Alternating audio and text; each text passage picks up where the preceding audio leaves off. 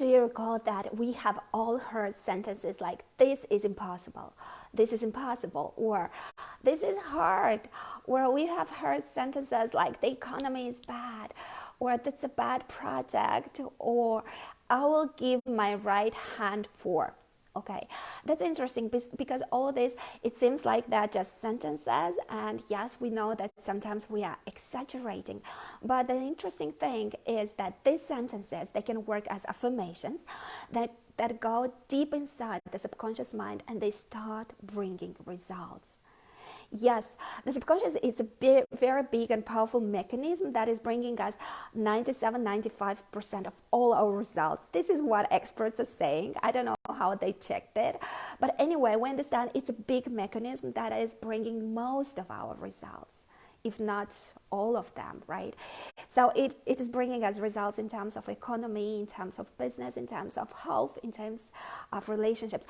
So if we start saying all the time things are bad, or this is impossible, or I'm giving my right hand for, the subconscious is taking that and saying, okay, I'll bring you the results.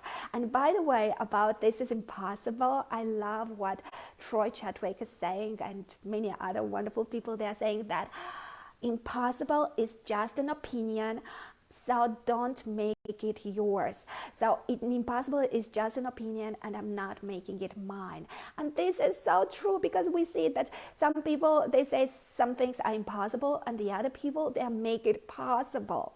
So it shows it's just an opinion. Okay, but I would love to talk about a story, an example that shows how true all this is, how true and how powerful these affirmations can work inside of us and bring us maybe the results that we do not desire.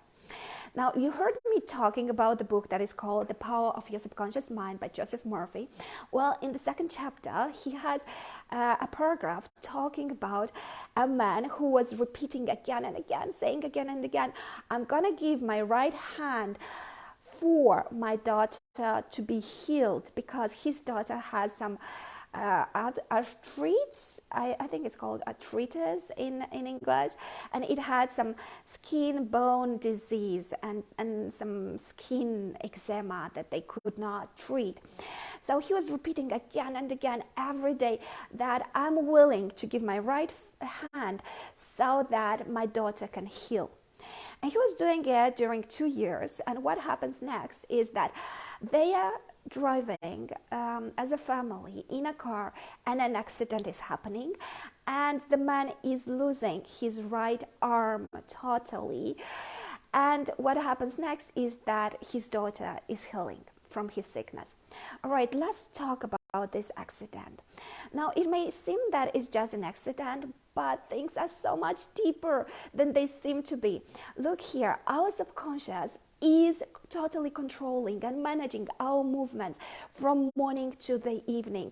So when we go near a table, near a wall, near a door, we do not hit it. All right.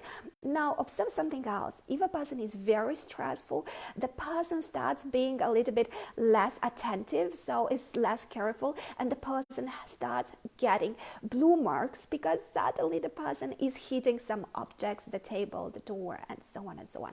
So the subconscious, when stressed, when focused on something else, is not doing its function properly.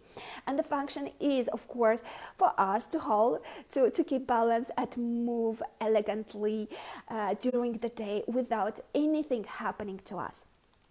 That man has been driving the car for years. Now, we don't know in this case, we do not know if the father was the driver or not. But I can say, from my opinion, and okay, you can have, of course, your own opinion, but from what I know about the subconscious, I can say that the subconscious, if programmed to lose the arm, will do everything, and will bring the accident. So that means if the father is the driver, the subconscious will distract the driver, so the father will not look into the mirror, not be careful with the other cars, and suddenly the accident will happen, where the subconscious will say, drink alcohol and then go and drive. because there is a mission. The subconscious is programmed to the accident. If the father is not the driver and there is another driver, the subconscious will, of course, make everything so the father can distract this driver, maybe convince that driver to drink, or maybe the driver has heard as well this affirmation that this man should lose his hand. Okay, the accident is happening. Why does the girl starts healing? Why is she healed afterwards? Because she too, during the years, day after day, she heard that after such a shock, after this accident, she must be healing. All right, so there's happening very powerful programming. And in my opinion, and what I've observed actually from other people and so on, what I've observed is that the subconscious is trying to bring this situation, this result, during many times. So this accident was not the first. Maybe there were some other things that were very near to accidents, because the subconscious was powerfully programmed. So maybe there were other 20 cases where father was very near to lose his arm. He was programmed to do so. So at one moment it had to happen. All right. This is the story from the book, The Power of Your Subconscious Mind. It's a very powerful story. And, well, it can teach us what? Think positive. Think only the thoughts that are going to help us, right? So let's do that. Let's check during the day what I was saying. And yes, I also have a sentence that I'm saying in a joke, like as a joke, but I understand well. And it's an exaggeration, but I understand that the subconscious not every time understands jokes. So we must be careful with what we're saying and just use positive jokes and use positive things. And next time when you hear anyone saying that's impossible, just say it's so possible. It is so possible. All right. So let's have a phenomenal day and see you tomorrow. Bye.